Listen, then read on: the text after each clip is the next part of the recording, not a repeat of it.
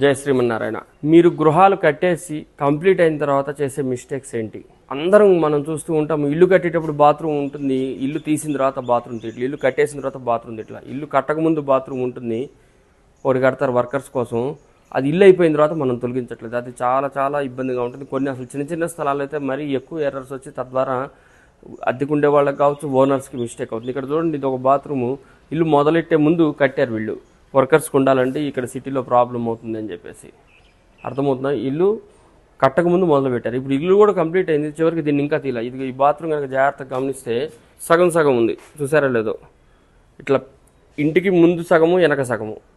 దీన్ని పూర్తిగా తీయాలి యాక్చువల్గా. ఇది పూర్తిగా తీయట్లేదు, ఇది ఎట్లా ప్రొలాంగ్ చేస్తున్నారు, తీస్తామండి అని చెప్పి ప్రొలాంగ్ చేస్తున్నారు.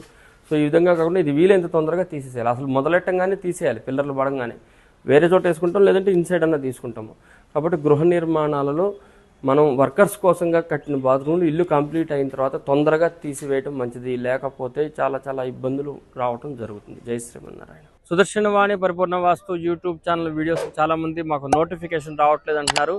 కానీ నేను ప్రత్యేకంగా ఏ వీడియోలో కూడా సబ్స్క్రైబ్ చేయమని చెప్పట్లేదు, కాబట్టి ఈ వీడియో ప్రత్యేకంగా తీస్తున్నాము.